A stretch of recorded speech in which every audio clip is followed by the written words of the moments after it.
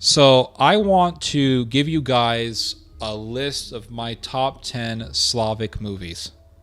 Slavic films don't really get a whole lot of attention, although there have been some serious masterpieces that have come from the Slavic world. Now, the reason why I say Slavic world as opposed to Eastern Europe is because not all of the Slavic world is in Eastern Europe. Poland, for example, is technically in Central Europe. It's right next to Germany. So if I say top 10 Eastern European films and I mention a Polish movie, somebody in the comments section is going to say, Poland is not in Eastern Europe, it's in Central Europe. So I'm just going to say Slavic. That way we cover everyone. Poland, we cover former Yugoslavia, Russia, we cover it all, okay? So here we go. Татарской на русской земле. Перед Господом Богом клянусь, не будет.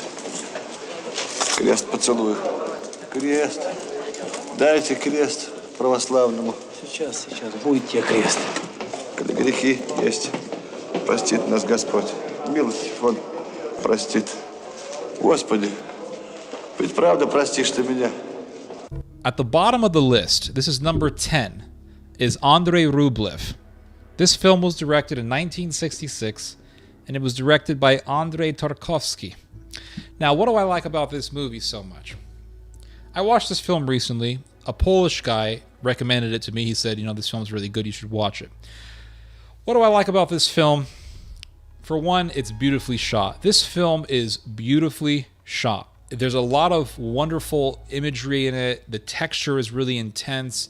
It's done in a very artistic manner. And when you see this film, this film was made in 1966, and really for a film that was made in 1966, this movie was ahead of its time. There's this scene in the movie where an invading army of Tatars comes into this village, and it's brutal. It's a brutal scene. And for a film, like I said, for a film that was made in the 60s, it's pretty well done. Beautifully shot, like I said. The beginning and the middle of the film are great. Fluid, dramatic. There's a lot of character development that happens. There's a lot of religious discussion in the film that's very interesting. So there is discussion about, how will Christ see his church? At the same time, also, there is this theme of dread. There's this theme of misery in the movie where life is not easy. You have Tatars, you have Russians who want to kill other Russians for power, but also you have a famine that goes on in the movie. I do not like the last half of this film. I love the beginning. I love the middle. The last half of this movie it feels just so disconnected from the rest of the movie. I watched an interview with Tarkovsky's son, and I think Tarkovsky's son, if I remember correctly, he said something to the likes of, the last half of the movie feels like it was forced into it. He also tried to find very different ways to for example, he always said that the scene that we actually understand as the main, maybe most important, most beautiful scene of the story novel of the film wasn't very too much important for my father. He said, actually, it was too much. It was actually a matter of a different film. The story of Boris could be a different film. And it's a little bit overweights the other parts of the film itself. So sometimes he was joking. He said, I should have made the film that the bell would never ring. Zasunął zasłony, chwycił mnie mocno za ręce. Nie krzycz, to nie będzie bolało. A pieniądze? Uszczupliłem fundusz alimentacyjny. Trzeba będzie to z księdzem Marianem jakoś załatwić. Miałem wtedy 9 lat. Number 9 on the list is Clergy. This is a Polish film that was made in 2018 and directed by, and I don't think I'm pronouncing this name correctly, Wojciech Smarzowski. Now, this film is a long movie. I think it's over 2 hours long. The theme of the film is exactly what the title is. It's about the Catholic clergy. The movie involves 3 priests who are all alcoholics. The movie, and this is one thing I've noticed about Eastern European films, is that they tend to begin slow and they seem boring. So they begin slow and seemingly boring. But if you have patience and if you give them a chance, these types of films slowly and gradually pull you into the story. And Clergy is one of those movies. Clergy starts out slow, and it starts out almost like a comedy. So you think it's a comedy, right? Because it's kind of funny. And you got these 3 priests who are alcoholics. But as you go on it through the story takes a very, very dark turn. And there's a lot of evil, disturbing evil that is portrayed in this movie. And there are scenes that are very disturbing because the film does focus a lot on pedophilia. And by that, I don't mean like there's explicit pedophilia that's portrayed in the film, but there is predator priests in the movie, and they are portrayed in the film, and the darkness of it all is portrayed in the movie. Not explicitly, but it is there just enough to disturb you. And so they are, for the most part, when you're watching the film, you think it's like a comedy, and they're showing a lot of the bureaucracy of the the Catholic priesthood. But there are moments in the film where the director's creativity to show dark things really shines, and there are moments that really disturb you, and so it really pulls you in. And these 2 of the priests are really put in a position where they can either choose to not follow justice, to deny justice, or they can choose for justice to be implemented, for justice to be imposed. And they're put through these very difficult situations. And so the story really, really pulls you in. So that's why I put Clergy in the list. I really like this film. A really good movie. It really immerses you into the story.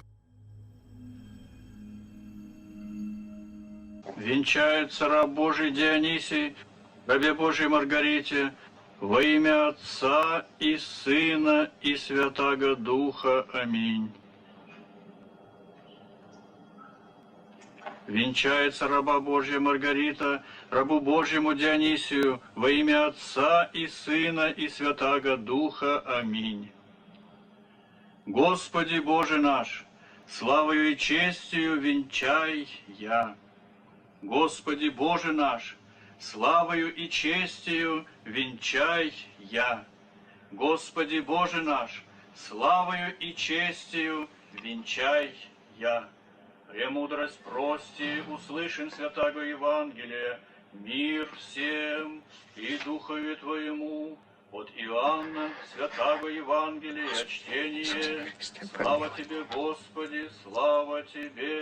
Number 8 in the list is The Chekist. This is a Russian movie that was made in 1992, directed by Alexander Rogoshkin. And this movie, it portrays the evils of communism. And there's a lot of violence in the movie.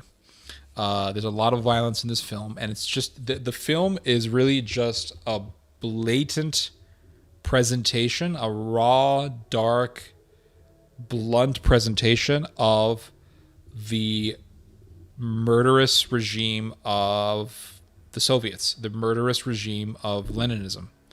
And there's a lot of killing in this film. And what I appreciate about the movie is that it's just a raw portrayal of the anti-Christian violence of communism. There's a lot of execution scenes. There's a lot of killing. It's almost like watching Schindler's List. It's actually very similar to watching Schindler's List, except that it's not Nazism, it's Leninism or communism. So that's what I appreciate about this film. There is talking, but it's not like one of those films that has a little bit of violence and mainly talking. There's a lot of violence in this film, and it delves deep into darkness. And I can really appreciate that. I really appreciate showing very dark things in movies, because I think that art is very important, and art is a great way to influence people. So if you can use artwork to show the reality of something, then you can get people to wake up to that reality. The film is an eye-opener. Я Сотников,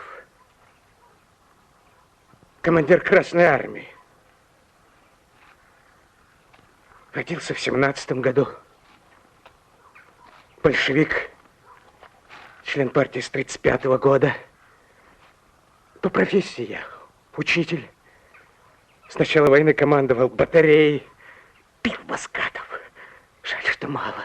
The next film on the list, this is number 7 on the list, is The Ascent. This was made in 1978, directed by Larisa Shepitko. This is a Soviet film about 2 Soviet POWs in a Nazi camp. And what I liked about this film is I love the acting. The film was shot very well. It's very dark. It's very deep. And it's very dreadful. The film is very dreadful. And one thing that I appreciate about the directing style of the movie is how the film begins with the Soviet soldiers and 2 of them are captured. Eventually, these 2 soldiers are made into POWs, and they're both put through horrendous torture. Horrendous, brutal torture by the Nazis. And the Nazis want them to be collaborators. So they're given this choice, either die in a firing squad or join the Nazis. What do you do? The film gets into, I think that the film gets into 2 different themes. One theme is that of principle. Do you follow principle to the point where you can be killed, or do you collaborate with evil to save your own life? That's one of the main themes of the film. And the other theme of the film, I think, is from what I saw, is the theme of guilt. I liked it. I think the acting was really good. I think it was shot really well. I like the themes of the film. The film is intense almost throughout the whole movie, so it keeps you engaged. It does a really good job at engaging the audience. Definitely keeps your attention. So I put it at number 7, The Ascent from 1978. Вот скажи мне, американец, в чем сила? Разве в деньгах? Вот и брат говорит, что в деньгах. У тебя много денег, и чего? Я вот думаю, что сила в правде. У кого правда, тот и сильней. Вот ты обманул кого-то, денег нажил, и чего, ты сильнее стал? Нет, не стал. Потому что правды за тобой нет. А тот, кого обманул, за ним правда. Значит, он сильнее. Да? Да. Number 6 in my list of the top 10 Slavic films is Brother 2. You can't have a list of the top Slavic films without mentioning Brother 2. This is such a brilliant movie. Brother 2 is not about World War II, although it does reference World War II. It came out in 2000. It was directed by Alexei Balabanov. This film is funny. There's a lot of comedy in it, but there's also a central theme of following principle, doing the right thing. There's a question that's posed in the movie, and that is, who really wins in the end, right? Is it the one who breaks all morality, that transgresses against all morality to get what he wants? Or is it the person who follows truth and follows righteousness that wins in the end of the film? This is the central theme of the whole film, and I love that theme. And so the film follows this Russian guy who's doing a favor for a friend. This friend has a brother who is playing hockey in the United States thanks to the help of the Ukrainian mafia in Chicago. This hockey player's brother tries to get the help of this Russian guy against the Ukrainian mafia. And there's this amazing scene. There's this car chase scene in the movie. It's kind of cheesy, but it's so good because, damn, the soundtrack in this movie, oh my goodness. The soundtrack in this movie is one of the best soundtracks I've ever seen in a film. It's like every song sounds great. It's all 1990s Soviet pop songs, but they sound so good. And there's this car chase scene where this Russian dude and his brother are in the car, and the Ukrainians are chasing after them, pursuing them. And they're driving around, and the Ukrainians come out, and they think they got these Russian guys. They don't know that this dude got a big-ass World War II machine gun in the back, and this dude just hits that trigger, and he's like, ah! I mean, it's such an iconic scene. It's a great movie. It's very entertaining. It's a funny movie. And there's also the theme of how Russians and Americans can actually get along, and how they have a lot more in common than they think. And it's just, it's a well done, well put together movie, and it does a good job in keeping you locked in and keeping you engaged. So let's get to the next film. This is number 5 on the list. This is Panfilov's 28. This was made in 2016, directed by Kim Druzhinin and Andrei Shalopa. It's about these Russian soldiers who have to face off against a whole German tank division. It is crazy. It's a true story, too. These Russian guys are basically just put into this forest area. They're put in the middle of nowhere, and they're armed with, some guns, some grenades. They got some explosives, and that's it. It's like, okay, fight the German tanks. And it's like, what? Yeah, fight the German tanks. So these German tanks come in, and they have to find all these clever ways to take out these tanks. And it is an action-packed movie. It's a well-done war movie. Good acting, good directing. It's a well-directed film. The problem with a lot of Russian films is that they tend to be all over the place. Like, this guy's doing this and that guy's doing this, and you have Russian soldiers doing kung fu against the German soldiers. They got a lot of that weird stuff over there. But this film is realistic. It is raw. It's violent, and it's just well put together war movie. This is called Panfilov's 28, made in 2016. It's a good war movie. I watched it years ago. Thought it was great.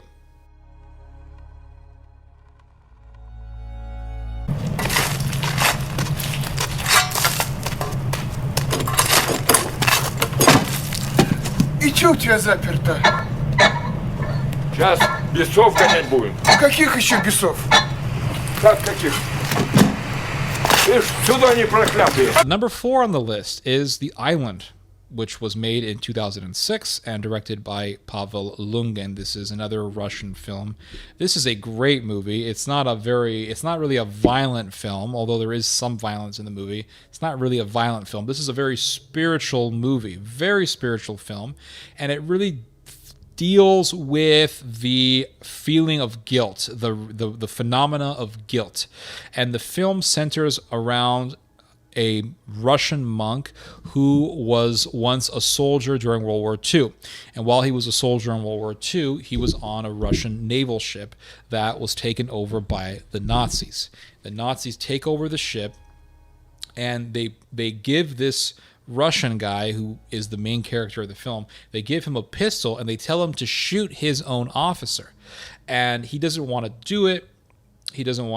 But the Nazis force him and pressure him, and eventually he pulls the trigger and shoots the guy. He shoots his own officer, and that officer falls off the ship into the ocean. Eventually, he is forced off the boat into the ocean. The boat is blown up, and he finds himself on an island. He gets rescued by monks, and he ends up finding himself on this island, living in a monastery, and he has this terrible feeling of guilt. And because he's on this island with these monks, he then commences a journey of penance and atonement for what he did to his fellow officer. And really, he's ashamed of the fact that he was scared. He was scared of being killed by the Nazis, so he acquiesced. He did what the Nazis wanted him to do. He shot his own officer. He shot his own fellow Russian soldier. And he has this tremendous feeling of guilt and shame and pain, but he translates all of that into deep spiritual penance. And the film it's a beautiful movie that centers around redemption, penance, forgiveness, guilt, such a well done film. The acting is so good in this movie. I love this film from beginning to end. I just love this movie. And if you're a spiritual person, if you're a Christian, very much so into Christian spirituality, highly recommend The Island. Such a beautiful film. Podignite nas i podržite i povedite da u boj uđemo kao žeteoci u žetvu i da se kao žeteoci iz žetve sa obilnim hlebom iz boja vratimo. Obasjajte nas danas i ozarite. Napunite se nebesa ikonama na svetim zastavama. This is number 3. This is a Serbian film. So we're leaving Russia. We're not going into Southeastern Europe, former Yugoslavia. We're going to go to Serbia. This is number 3. The name of this film is The Battle of Kosovo. This was made in 1989 and directed by Zdravko Sotra. This is such a good movie. I watched this film back in 2013. I watched this movie, and it is such a good movie. It was... it's about the Battle of Kosovo, in which the Serbs fought the Ottomans in the Battle of Kosovo. And although the Serbs lost the battle, and in the film it shows them losing in the end, so it's honest about the historical outcome. It is so well directed. The acting in this movie is so good. It's a dark film. It is not a funny movie. There's no humor in it. It talks about spirituality. It talks about, there's these 2 monks in the movie who are constantly having this spiritual discussion, and one monk is blind but one can see, but yet the one who is blind is more spiritually enlightened. So while he cannot physically see, he can see through the eyes of his soul. There's poetry in the movie. The music in this film is so good. There's a lot of monastic chant in the movie. Eastern Orthodox Serbian monastic chant in the background. The battle scenes for a film that was made in 1989 are really good. The film was really well directed. I just love this movie. I've watched this film several times. It never gets old. There's a scene in the movie where it's right before the battle and the soldiers take communion. And it is such a well-done scene. They have this monastic chant in the back. The Turks are getting ready for battle. The Turks have their mizmars playing. They have that double reed Slavic instrument playing in the back. And then the Christians have their communion. Their monastic chant is playing. And then they get prepared for battle. I mean, it is such a good film. Such a good movie. Such a good film.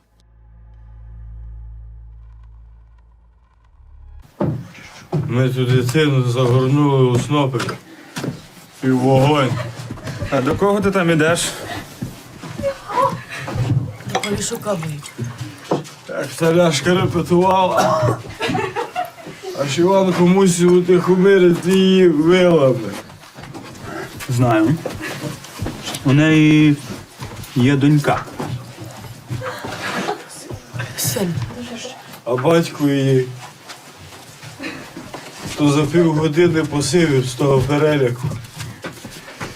Я йому шкіру з голови здоймив. Next on the list, this is number 2 on the list, is Volin. This is a Polish film that was made in 2016, directed by Wojciech Smarzowski. And this film is... I can't say enough about it. It is so good. When I first heard about this film, it was back in 2018. Some Polish people on the internet recommended it to me.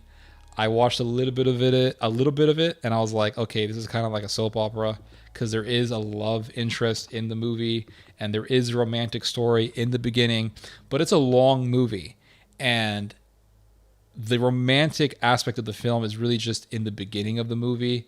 Once you get past it, the film really pulls you in. And it follows that very common style in Slavic films where the film starts out slow and gradual. It can seem kind of boring and slow, but if you just be patient, this film really pulls you in. The director of this film is the same guy who directed Clergy, and it has actually a lot of the same actors, and it's the same style. It starts out slow, seemingly boring, seemingly just stuck, kind of. But if you just be patient and just watch it, it pulls you in. And the film Volyn really pulls you in. And there are moments where the director's skill and creativity really shine. And in those moments, it feels like you're watching a horror movie. So the film Volyn is about this massacre, this horrendous massacre that was done during World War II by Ukrainian nationalists on Polish people. And they killed around 100,000 Polish people in this massacre. And these Ukrainians were hardcore nationalists. They hated Polish people. They saw the Poles as occupiers, and they wanted to just kill them all and get rid of them.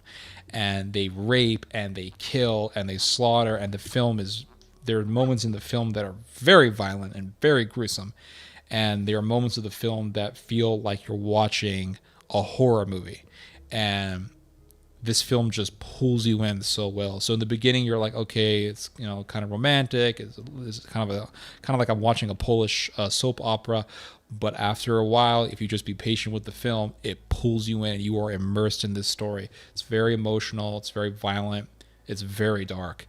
And it's just such a well done film. Very well directed. The acting is excellent. The cinematography is very good. And that's why I put it at number 2.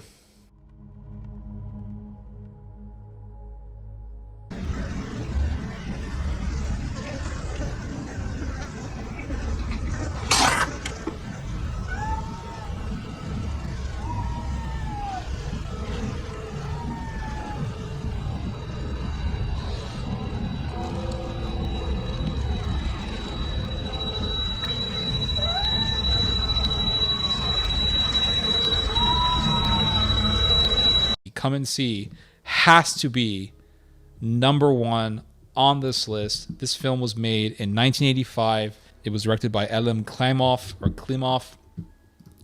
This film is perfect. I have nothing bad to say about this movie. You have to watch Come and See. If you have not seen Come and See, you have to come and see it. It's such a good movie. There's nothing bad to say about this film. I have nothing but good to say about this film. The directing, the acting is so good. It's like you're watching a war movie, a World War II film, but at the same time, you're watching a horror film. And it's almost like you're watching The Exorcist in some cases. And the film is violent, it's disturbing, it's raw, it's dark, it's so well done. And again, it follows this Slavic style of filmmaking where you're watching the film, you really don't know what's going on, and it's slow and gradual, and it feels kind of boring, you know, especially for someone who's used to American films. But you have to be patient. And when I first heard of Come and See back in 2014, that's when I first heard about this film. And I tried watching it, and I said, "This is so boring. I don't know what's going on," and I turned off the film. And then during the pandemic, I was stuck at home. And there was a lockdown, so I watched a lot of films, and I just told myself, you know, I'm gonna watch Come and See. And I watched it. I gave it a chance. I was very patient with it. I allowed the movie to pull me in. And at first, as I was watching the film in 2020, I had the same feeling. Oh, it's kind of boring. It's slow. I don't know what's going on. It's kind of confusing. By the end of the movie, tears are running down my eyes. That's how good this movie is. It just pulls you into this story and immerses you into this world. And it's just a perfect film. It's just a perfect movie. And to this day, you know, I will watch Russian movies, and the Russian films that come out today are so mediocre in comparison to Come and See. And I watch Russian films that come out in our own time, and I'm thinking, why can't today's Russian directors watch Come and See and just say, okay, here's a masterpiece. I'm going to at least use this masterpiece as an example to follow. But they don't. They a lot of Russian films are cartoonish. They use way too much CGI. The color is way too bright. The color does not fit the dark atmosphere of the theme that they're portraying, and it just falls short. It just falls apart. But when you watch Come and See, you see an example of a perfect movie. Like, this film is a perfect movie. I have nothing bad to say about this film. If there is one thing that you can take from this live stream, it is to go watch Come and See. And you can go watch it on YouTube. There's a free version on YouTube. Well, it's the only version. It's for free on YouTube with English subtitles. Go watch it. And what's interesting is I watched the film for the first time in 2020.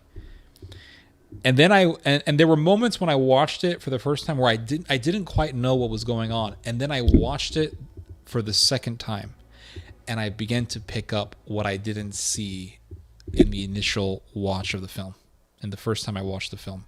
So when I first watched the movie, I was like, okay, there were some parts where I didn't understand, other parts where I knew exactly what was happening.